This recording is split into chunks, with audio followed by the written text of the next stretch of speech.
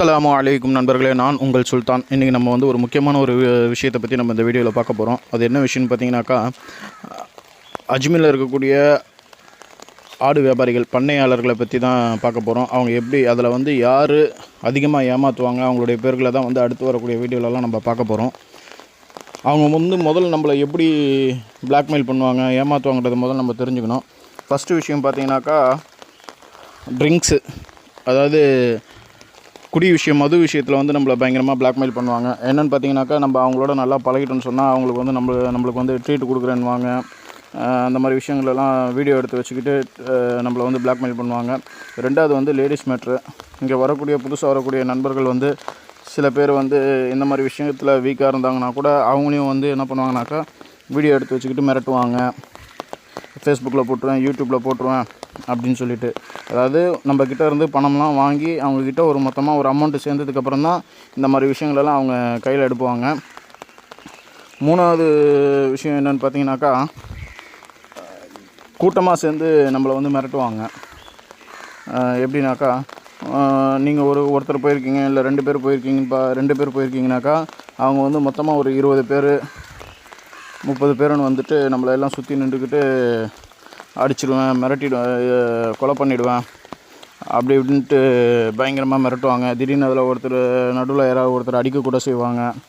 அந்த மாதிரி நம்மளை வந்து பிளாக்மெயில் பண்ணுவாங்க. அதுக்கப்புறம் பார்த்திங்கன்னா, 4வது விஷயம் வந்து பார்த்திங்கன்னா, அசிங்கமாக திட்டுவாங்க. ஹிந்தி தெரிஞ்சிருந்தால் ஓரளவு கொஞ்சம் அமைதியாக இருந்துருவானுங்க. நம்மளுக்கு ஹிந்தி அவ்வளோவா தெரியாதுனாக்கா நம்மளை வந்து நம்ம வீட்டில் இருக்க பெண்கள் எல்லாரையும் போட்டு ரொம்ப அசிங்கமாக திட்டுவாங்க, கேவலமாக பேசுவானுங்க. உங்களுக்கு ஹிந்தி தெரிஞ்சிருந்தால் வேறு ஒருத்தனை திட்டுற மாதிரியே நம்மளை ஜாடமாடியாக திட்டுவாங்க. அதனால் இதுதான் வந்து அவங்களுடைய மைண்ட் செட்டப்பை. நீங்கள் எந்த அளவுக்கு வந்து இதில் இறங்கி போகிறீங்க, ஐயோ நம்மளுக்கு வந்து வீட்டுக்கு தெரிஞ்ச அசிங்கமாகிடுமோ, இல்லை ஃபேஸ்புக்கில் போட்டால் அசிங்கமாகிடுமோ, யூடியூப்பில் போட்டுருவாங்களோ, நம்மளுக்கு காசு போனால் போயிட்டு போகுது, நம்ம நல்லபடியாக ஊருக்கு போனால் போதுன்ற மாதிரி நீங்கள் மைண்ட் செட்டப்புக்கு வரீங்களான்றதெல்லாம் பார்ப்பாங்க. அதெல்லாம் பார்த்துட்டு உங்களை இன்னும் ரொம்ப டார்ச்சர் பண்ணுவாங்க. நீங்கள் அங்கேருந்து ₹1 கூட வாங்க முடியாத அளவுக்கு உங்களை ரொம்ப இது பண்ணுவாங்க. நம்மளை கூட நிறைய இதெல்லாம் பண்ணி பார்த்துருக்காங்க. ஆனால் நம்ம பல வருஷமாக அங்கே வேலை செய்கிறதுனால, அங்கேயே இருக்கிறதுனால நம்மளுக்கு ஒன்றும் பிரச்சனை இல்லை. ஏன்னா நம்மளுக்கு சப்போர்ட்டுக்கு ஆளும் இருக்குது. அதனால் நம்மளுக்கு அதெல்லாம் வந்து பிரச்சனை இல்லை. இதை எதுக்கு நம்ம மறுபடியும் சொல்கிறோன்னாக்கா, புதுசாக வரக்கூடிய நண்பர்கள் இதில் உங்களுக்கு இந்த மாதிரி பழக்கங்கள்லாம் இருந்தால், நீங்கள் அது வந்து பர்சனலு, உங்களுக்கு 1000 விஷயங்கள் இருக்கும். ஆனால் அதை வந்து இவங்களோட எதுவுமே ஷேர் பண்ணிக்காதீங்க. இவங்களோட ஷேர் பண்ணிக்கிட்டிங்கனாக்கா அதை வச்சு உங்களை வந்து ரொம்ப பிளாக்மெயில் பண்ணுவாங்க. எல்லாம் நடக்கும். அதனால் வந்து நம்ம கொடுத்த காசை வாங்குறது ரொம்ப கஷ்டமாயிடும். வரக்கூடிய நண்பர்கள் வந்தோமா, வியாபாரத்தை பார்த்தோமா, போனோமான்னு இருங்க.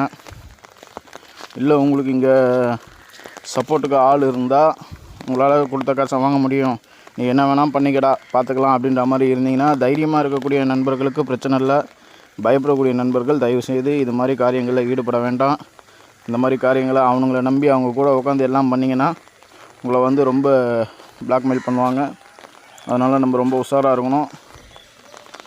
இதை எதுக்கு சொல்கிறேன், இவன் எங்கேயோ அடி வாங்கியிருக்கான் போல இருக்கடா, அந்த காமெடி ஒன்று வரும் இல்லையா, அந்த மாதிரி இவன் தான் எங்கேயோ அடி வாங்கியிருக்கான்ற மாதிரி நீங்கள் நினைக்க வேண்டாம். நம்மளுக்கும் அந்த மாதிரி நடந்திருக்கு. நம்மளை வந்து மிரட்டிலாம் பார்த்துருக்காங்க. நம்ம அதுக்கெலாம் வந்து பயப்படக்கூடிய ஆளும் கிடையாது. அதனால் வந்து இது வந்து புதுசாக வரக்கூடிய நண்பர்களுக்காக சொல்கிறது. நன்றி நண்பர்களே, கவனமாக இருங்க.